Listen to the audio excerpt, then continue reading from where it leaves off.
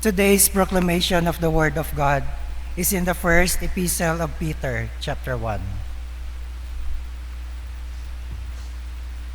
Of this salvation, the prophets have inquired and searched carefully, who prophesied of the grace that would come to you, searching what manner of time the Spirit of Christ who was in them was indicating when he testified beforehand the sufferings of Christ and the glories that would follow. To them it was revealed that not themselves, but to us they were ministering the things which now have been reported to you through those who have been preached the gospel to you by the Holy Spirit, sent from heaven, things which angels desired to look into. Therefore, gird up the loins of your mind, be sober, and rest hopefully upon the grace that is to be brought to you by the revelation of Jesus Christ. As obedient children, not conforming yourselves to the forelust as in the ignorance, but as he who called you is holy, you also be holy in all your conduct, because it is written, "Be holy, for I am holy." The word of the Lord. Thanks be to God. Please stand for our responsorial psalm. Let our response be, "The Lord has made known his salvation." Altogether, the Lord has made known his salvation. Oh, sing to the Lord a new song, for he has done marvelous things. His right hand and his holy arm have gained him the victory. Response. The Lord has made known his salvation. The Lord has made known his salvation. His righteousness he has openly shown in the sight of the nations.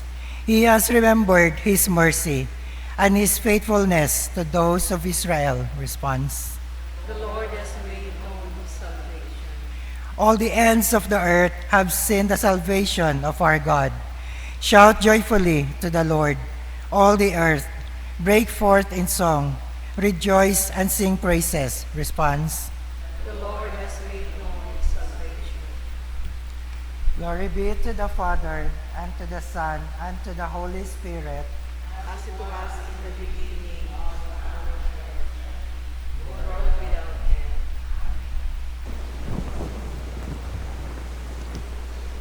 The Lord be with you. And with your spirit. The Holy Gospel of our Lord Jesus Christ according to St. Mark, chapter 10. To you, Lord Jesus Christ.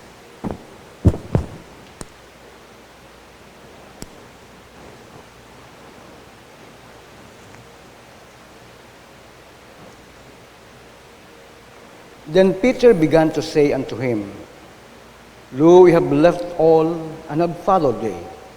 And Jesus answered and said, Verily I say unto you, there is no man that has left house, or brethren, or sisters, or father, or mother, or wife, or children, or lands for my sake and the gospel's. But ye shall receive 100-fold now in this time, houses, and brethren, and sisters, and mothers, and children, and lands, with persecutions, and in the world to come eternal life. But many that are first shall be last, and the last first. The Gospel of the Lord. You may be seated. Good morning. We understand that our clergies have left for the Visayas Mindanao Clergies Retreat. It is be done in Mindanao. And while we are that thought of many are going away for this purpose of retreat, at that time then, I was wondering who will be left to minister. And so I asked the Lord, and I said, Lord, can I have the opportunity to serve your people within a week. Well, simply told me that ask the bishop if he will grant you your request. And so when Bishop Raimundo came, I asked him, Your Grace, I will not attend the retreat. So he looked at me and, okay. Might be he has also that mind, or will be left in the church if everybody, the clergies, are going to attend the retreat. So when he granted to me my request, and then I prepared 1 week time, but not yesterday because Father Jobert was still here. And so the passages of scriptures of the gospel that has been read yesterday, this is a continuation. This is a section heading of the rich young ruler. Now, it talks about riches, manggad, and how it connects to eternal life. Kaya the question na bikaray, paano man na, Lord, ako makaabot sa eternal life? Ang question ko lang yung rich young ruler kay Ginoong Hesus. So, ang ba ni Ginoong Hesus, daya, mga commandments. So, ang banana I practice that all my life since I was young. Ay masadyat aron para kana. Might be, he has a family nga that really have the thought of God. He was taught how to have that kind of faith in the Lord. Kita, sa atong tiyempo, ay, kumbagay, kung the first time we heard this statement, ay, nangawa kita nga, what is the connection of riches to eternal life? Ay hambal sa Ebanghelyo kahapon nga mauno kabudlay rumang daronon nga makasugod sa ginharian ni Ginoo. Now, kita nakon nga the first statement nga atong habatian sa pulong kita atong Ginoo dapat ay lasting arakaton. Lasting dapat ay this lingers in our lives. Paskakon akong paborito nga scripture, my son, attend to my words. Hay duyon gitaon ako. My son, attend to my words. Ngani kung makabati ako ng may misa, paskato bago pa ako hay ginaanunsyo, hay excited ako mag-attend. Unlike before nga simba man kami mag-asawa, dahil namon among tatlong unga nga maintok pa kato, hay medyo casual yat Casual yat akamon dumisa sa simbahan. Bagay, whether you attend it or not, it's nothing. Pero kat na suod ako, tawag na born again, ag may ato nabi kato love feast, no? Love feast kita. Ay excited ako.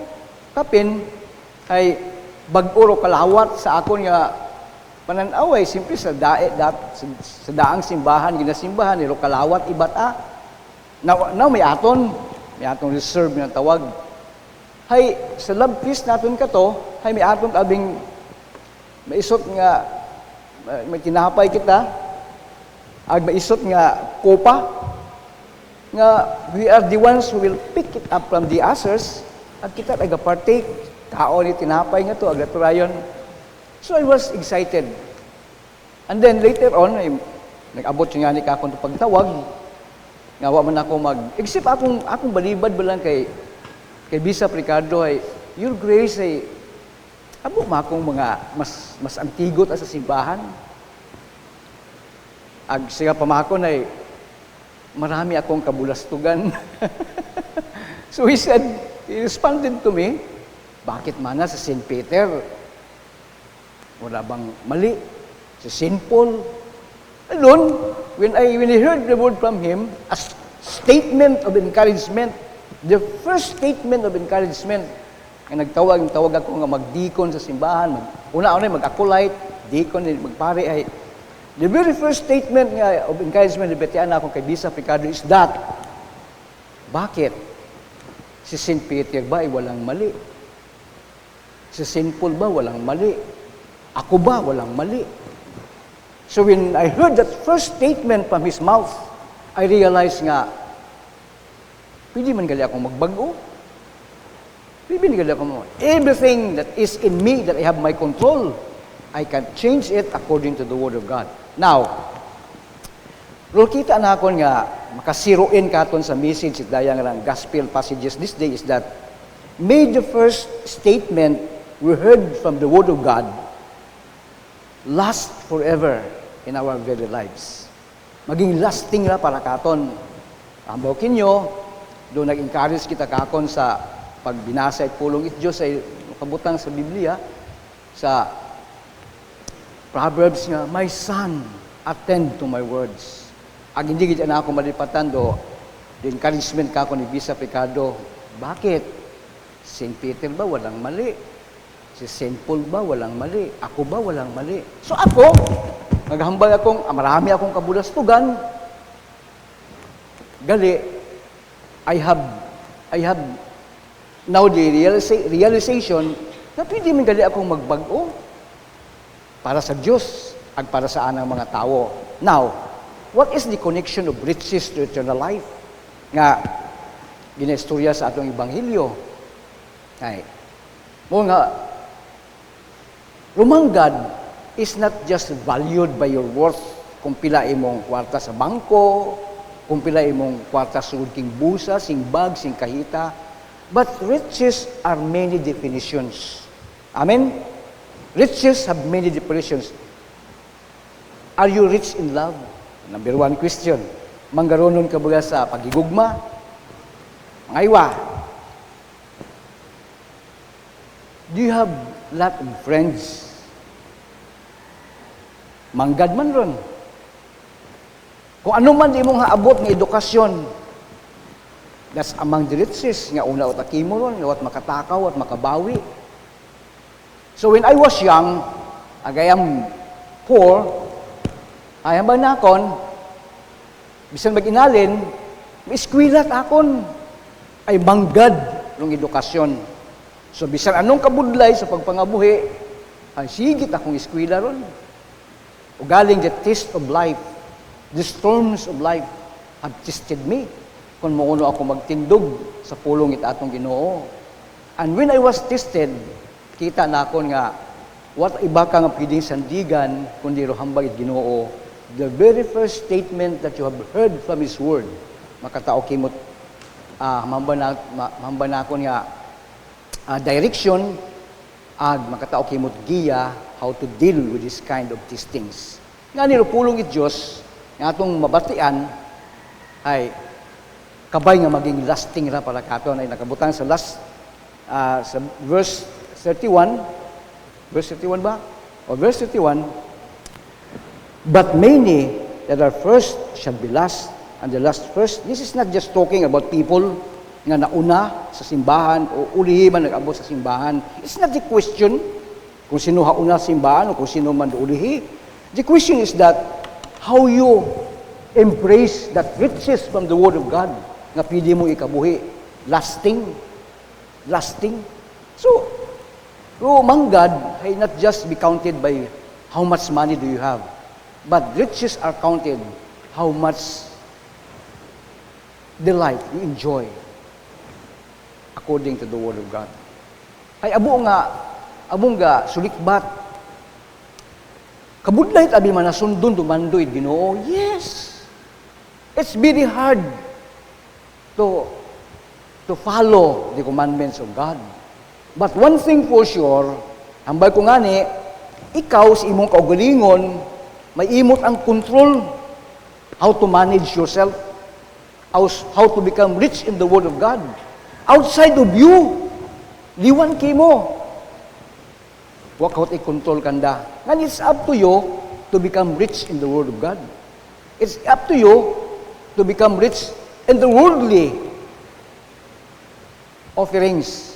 Kanihay masayran naton, nga rumanggad ay bukon yamang ginabaluwa kung kwarta. Dukmanggad ay ginabaluhan kung ano ka. So, having realized that, kita na ako nga, kung sa tao, ay bukon tayo, kung sino hauna simbahan ay doyon. But, along the way, may mga katabo nga Hindi na magpadayon. Kabay kita, bukod man kita tauna simbahan ay still, we walk according to what the direction of the Word of God is giving us para maging lasting rakaton. Bukod man kita ulihi, kabay nga raaton nga pagtindog sa pulong gid Ginoo will encourage others nga magtindog sa pulong gid Ginoo agud magbuhay sanda sa pulong gid atong Ginoo. One time, I was called by a leader of the church in the other church. Aman nakakon ay, Brad, naila ka malanggali mana nga magpare. Haman naghalin ka pa mana simbahan. Sabat na ako na, Monsignor ay, I didn't have the thought nga mabun again ako, hay tawgon ako nga maging, ako like di ko na maging pari at simbahan. It was not my thought. Never. In the four corners of my mind, ay, wagit aron makon kakon, Monsignor. Ugaling, when I was in the born again organization or group of people, agnaw ay St. Michael's Church yung kita kato, ag later ay naging Cathedral Church of St. Michael, ay makakon yun, Monsignor, ay ito tabi ako gintawag. Ito tumakon ako gintawag sa Charismatic Episcopal Church. So the choice is not mine. The choice is God. Agbangod, Diyos nagtawag, pamaagi sa obispo, I must follow. Ay ba nakakon ay, okay. Sige man na ipakilala ka na akon sa akong mga kaparian riya. And while we are talking, I am also introducing to them who Bishop Ricardo is. So nakilala na si Bishop Ricardo the way I describe Bishop Ricardo as I look at Bishop Ricardo. Ag sayod ninyo, the first time they met, Bishop Ricardo and the Monsignor from the Roman Catholic, they met in a plane. And when they met in that plane, the one said to one another, "You are Bishop Ricardo? You are Monsignor?" "Oh yes, this is what Father Hendricks is describing to me." And he also introduces Monsignor to Bishop Ricardo. And they knew by each other by the thought of description that I brought to them. And they met together. Anong kasadya para kakon nga may pakilaga ko daywang ka-leader simbahan by my own description? Ay, kung ba't ako nagbago, ay, iba't ang description doon. Akon tang kaubaligon nga version doon, akon nga ihambay. O galing bigos nagbago ako, agropolog at Ginoo, the first statements of the Word of God, which I've heard then, and the encouragement ay, nagtigo ako mag-describe the tao in a proper way, in a proper manner. And having realized that, kita na ako nga, may the first statement we heard from the Word of our God last forever in our very lives. Amen.